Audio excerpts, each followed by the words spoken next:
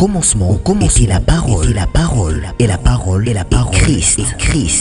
Radio Parole Vie, la radio qui donne à travers la parole. Mbote Shalom, bande kobalandi Radio Parole Vie. Ben bozami na 4 coins du monde. Boza branché na tongo lelo pour kolanda émission Parole Vie. Oza souvent animé, bien aimé na pasteur Herbie Héritier Bissiamo. Mon tatananga Jean-Paul Mayata, pasteur de la foi. Merci chers auditeurs, chères auditrices, chers téléspectateurs. Il y a DLF TV 2, il y a Chiffre 9 TV, il y a RK Pro TV. Tika Yesu Christ en Nazareth, Nzamba Solo Pe Abomoy, Asala Binongolo Pe Bolam. Bien-aimé dans le Seigneur, Kolenta Matem, Otobandaki Lobby par la grâce de Dieu. Oezali, je désire voir Jésus-Christ de Nazareth. Nalingi Namona, Yesu Masia Nazareth. Bien-aimé,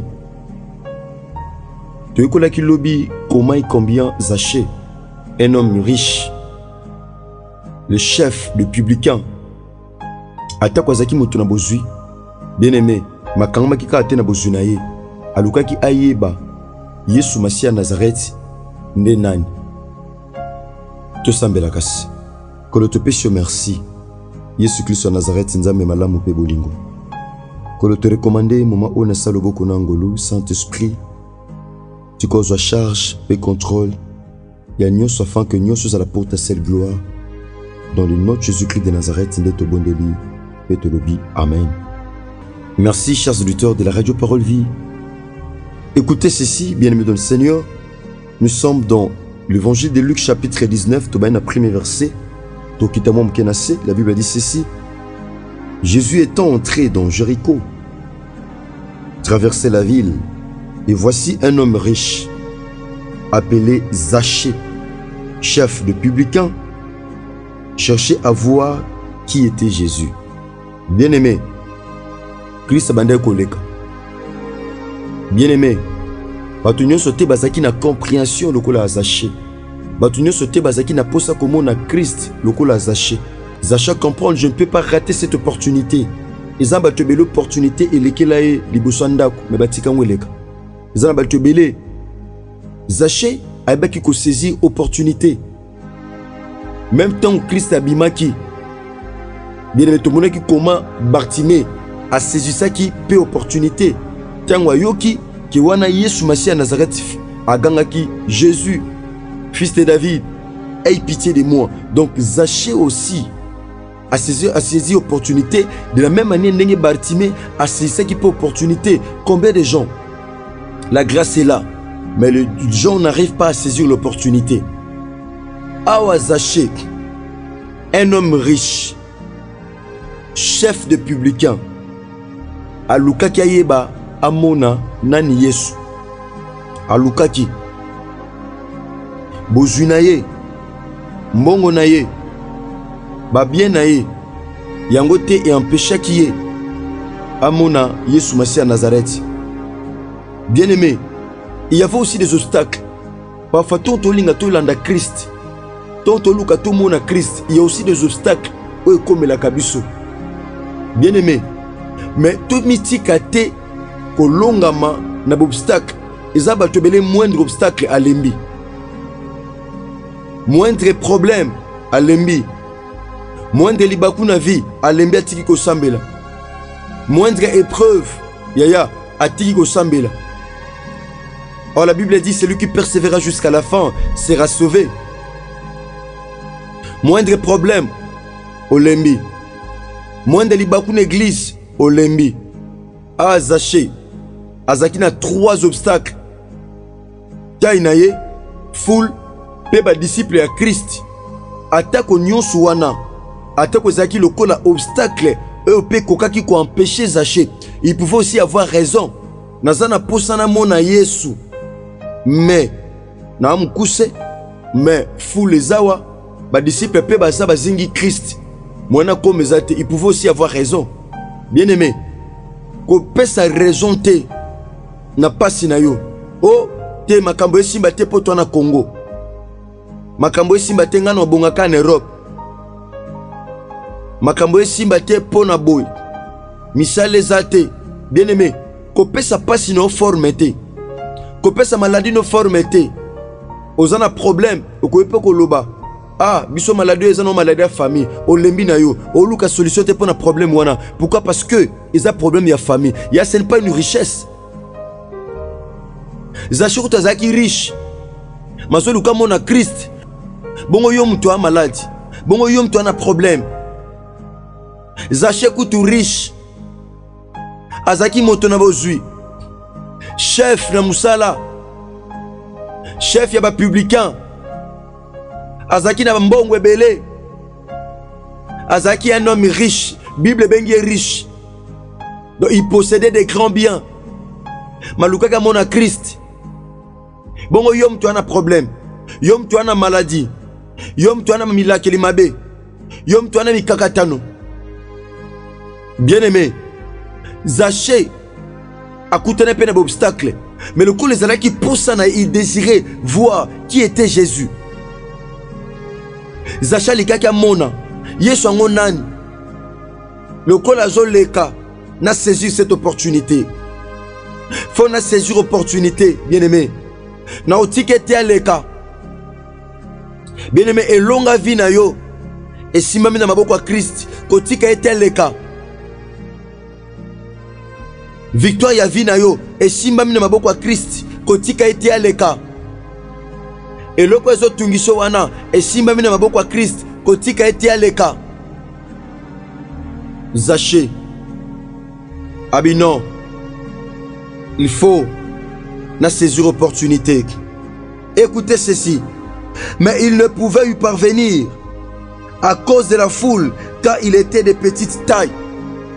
Zaché posa ya komona Christ na mutema, mais moyen akoma pas Christ azalaki ezate. Pourquoi? Parce que zaki mukuse. Beneme na mukili mutu akoka zate. Zaché zaki na mbongo mazaki mukuse. Tom susu zaki mulai alingaka mona Christ facilement, mais alingaka mona na mukuse. Bien aimé, la Bible dit contentez-vous de ce que vous avez. C'est pele na ozanango. Tom sunza ma permettre aux amukuse. Pour na circonstance moko ya. Yaya. Ok, particularité mon songolo. Soki Zaché zaki mulai alingaka mona Christ na musika.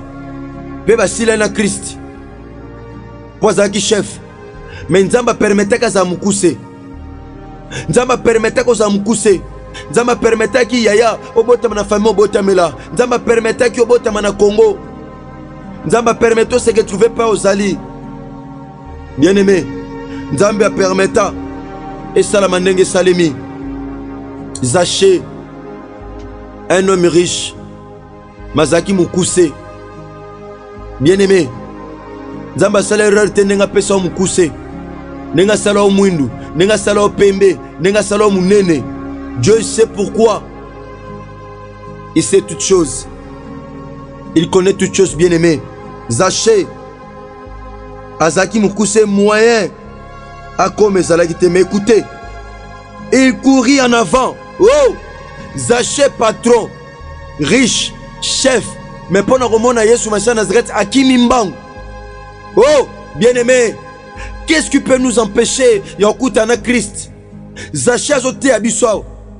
Ba acte posé, ezote abiso. Zaché patron, Zaché riche, habité A. Nakokutana ba publicain A.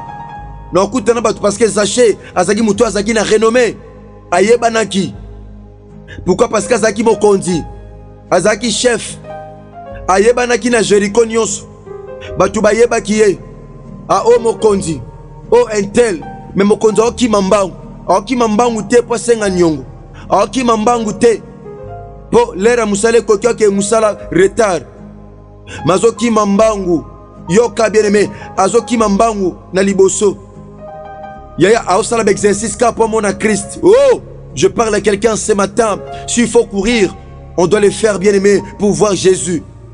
S'il faut sambela, il faut prier. S'il faut kenengomba, il faut monter. Bien aimé, s'il faut tike kobo pour mon Christ, il faut tout laisser. Zaché akimi mbangu. Zaché courait en avant. Bien aimé, tu as des problèmes, mais tu croises les bras. Tu as des problèmes, motele mesika moko. Le biko ko lukote pa oza. Za loko la Zaché. Zaché n'avait pas de problème. Bilo lobi teke Zaché bandoko bela. Bilo lobi teke Zaché zaki muta passe. Zaché zaki riche. Il pouvait aussi croiser les bras. Na musika, aokili solo. Mais Ezaki désire na motema. Il cherchait à voir qui était Jésus. Wa malade, mozo lukatue ba yeso anan. Oza ba problème, oza na mikakatano. Famille mobulu. Makamnyo so passe. Ba problème, liwa na famille. Moussa les atteint. Rentrée scolaire yango. Dans quelques semaines, mikakatano passe. Et l'autre ezate. Yesu yana zoleka. Akoleka na radio parole vie. Azoleka na de la fa TV. De cause apprend chose au landanga. Azoleka na DLF TV 2. Azoleka na Suffre 9 TV. Azoleka na RK Pro TV. Yesu masana zgata oleka. Zaché habité na osala minenete. Basala kanzambe minenete. Bien aimé, Zaché Akimimba. Oh, un patron. Un chef de publicain. Un homme riche. Quelqu'un qui possédait des grands biens. Allez na première santé. Allez na première finance. Makimimbangu. Zaché avait besoin de Christ. Être riche sans Jésus, c'est être misérable. C'est être pauvre. C'est aussi être malheureux. Zaché avait compris. Richesse na nango awa. Et aussi kaka ana mukil. Nana posa la vie éternelle. Nana posa bon moi seko. S'il faut na ki mambangu pour la vie éternelle, je dois le faire. Zaché Kimimbangu. Combien d'entre nous aujourd'hui on a un problème au télémisima kolosika moko? Bien aimé, courez. Zaché. Écoutez le verset 4. Il courut en avant et monta sur un sycomore pour le voir. Oh!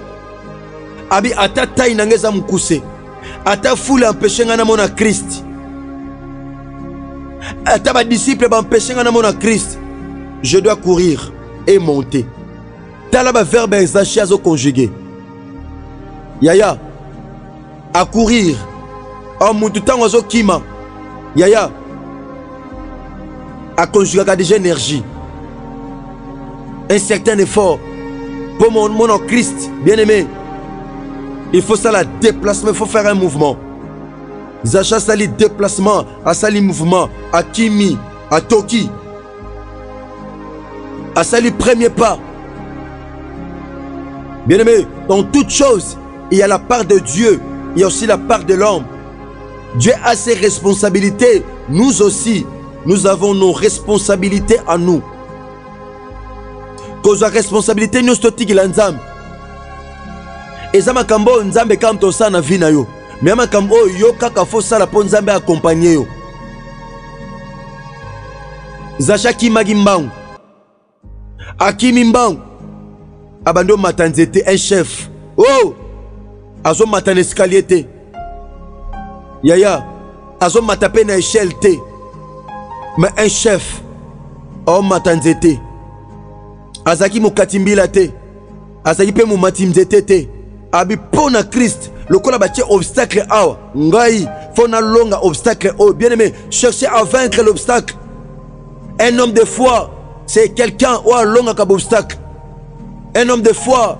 Azamuto a longa kabipe ki samelo. Un homme de foi. C'est quelqu'un bien aimé dans le Seigneur. Sobakangi na gauche. Fallait qu'à droite. Un homme de foi. C'est quelqu'un qui craille, qui fraye le chemin avec Dieu. Un homme de foi. Attends la famille lobi a aussi mbagate. Mais ngana lobi avec Jésus-Christ de Nazareth, ça va aller, ça va marcher. Un homme de foi. Azamutu atabu kangili nzela. Nzambe na ye akufungole nzela. Yesu Masia Nazareth. Zaché Akimimbangu. Akimimbangu. Abiso na telemia na mona Christ était. Nzamba permettait que Zaché za mukuse pa Kimambangu. A permettait que Zaché za mukuse pa matanzete. Soyez Zaché zaki moulaï, bien aimé dans le Seigneur.